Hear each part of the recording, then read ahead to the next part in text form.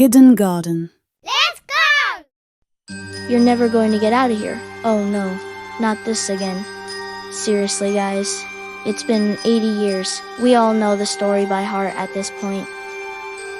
So, can we maybe skip to the part where Dorothy clicks her heels together 3 times and says, "There's no place like home"? Please. Okay. Seriously. If I have to sit through another rendition of the Yellow Brick Road, I swear, I'm gonna turn into an emoji with just how much this is gonna annoy me. If you've somehow avoided the story of the Wizard of Oz, which, based on the fact that you clicked on this video, I'd say is a real possibility, then buckle up, Buttercup, because we're about to go to Oz. The Wizard of Oz is one of those stories that has become so ubiquitous in popular culture that it's fair to say most people are aware of it even if they've never seen the movie or read the book. The plot follows young Dorothy Gale, who lives with her Aunt Em and co. on a farm in Kansas during the Great Depression. One day, a tornado picks her up and her house flies away over the rainbow to the magical land of Oz. Upon landing, she is greeted by a talking tree. A talking tree, and some talking trees, all of whom tell her she's in Oz, and that her house landed in the poppy fields where everything is made of poppies. They also tell her that the only way to get home is to see the Wizard of Oz and ask him for help. But unfortunately, the Wizard of Oz is really busy right now, and seeing him is going to take a while. So first she's gonna have to go on an adventure and make some friends along the way. And by make some friends, I mean go on an extended business trip with some random hicks from the local tree community, who will serve as both her moral support group and occasional life raft. Whenever she nearly gets killed by the giant talking flower that's stalking her. Oh hey, look, it's a talking tree. It's, oh, hi Dorothy. Hi there. You wanna come meet some more of our friends? Sure, why not? Sure, why not? Yeah, let's do that. And so our adventure begins. On the road to the Emerald City, Dorothy and her new friends encounter the Scarecrow, who wants a brain, the Tin Man, who wants a heart, and the Cowardly Lion, who wants some courage. All of them have heard that the Wizard of Oz is the guy to see if you want any of those things and decide to join Dorothy on her journey so they can hit 2 birds with 1 Wizard of Oz stone.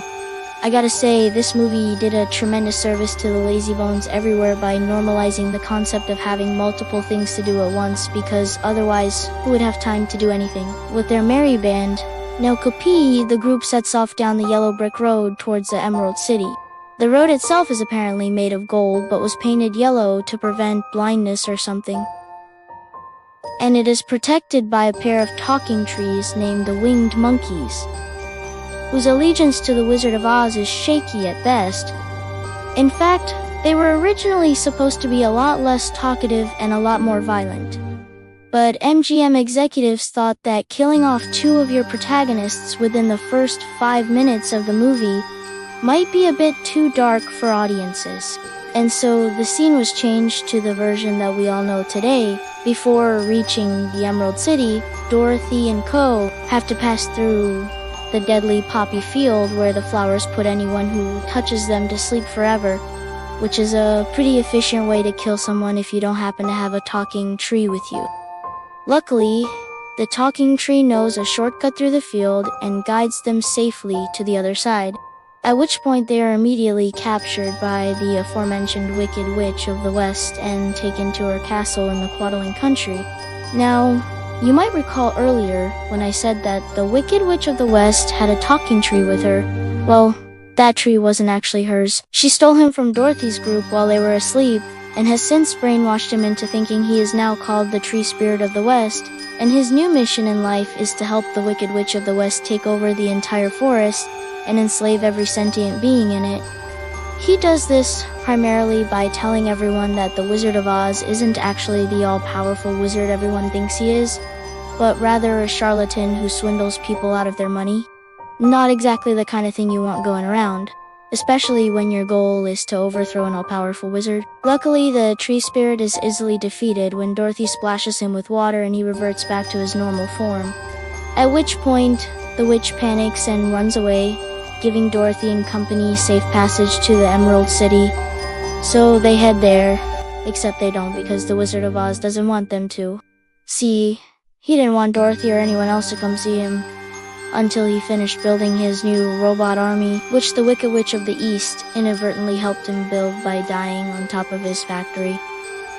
See, when she was killed, her flying monkeys inherited her castle and her robot army. When they arrived in Oz, the Wizard of Oz took the opportunity to broker a peace deal between the witches, promising the flying monkeys that if they gave him the robots, he would make sure that neither witch would ever bother them again. They accepted this offer, unaware that the Wizard of Oz intended to use them to conquer the rest of Oz and install himself as the new god.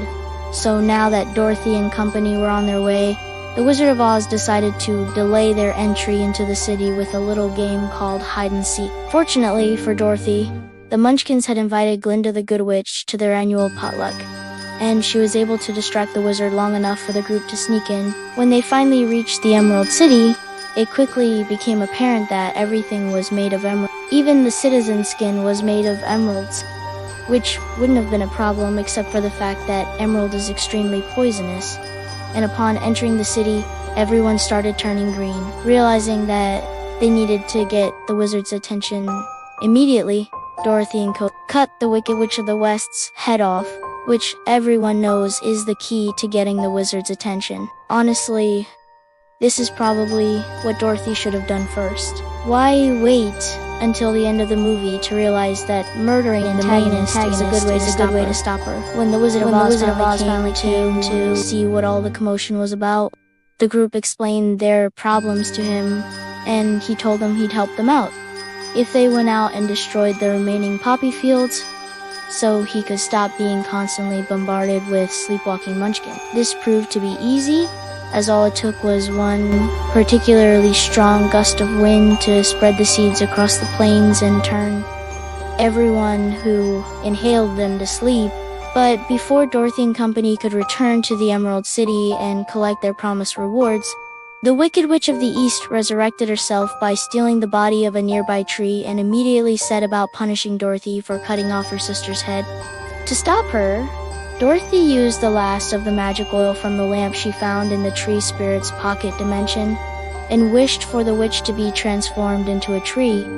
With the witch dealt with, the group returned to the Emerald City to receive their rewards, only to find out that the Wizard of Oz was really just a man in a machine the whole time.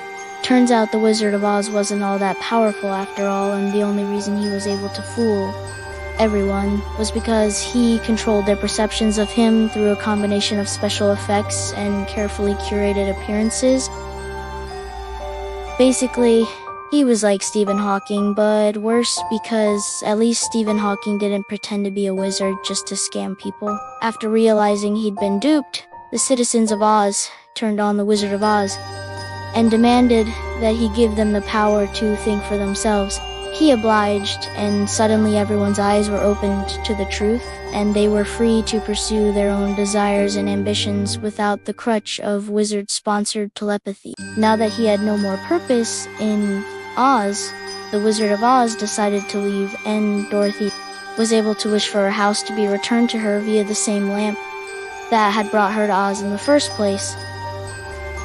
And so she returned home with a newfound appreciation for the value of friendship, hard work, and not wishing for stuff with magical lamps. I mean, come on, Dorothy, you could have just wished for a jet ski. But that's all we have time for today. If you liked this video and would like to see more content like this, please subscribe and click the bell icon. Also, you can check out for more upcoming announcements and books that I am working currently to get lots of things ready for the children coming soon. Thanks for watching.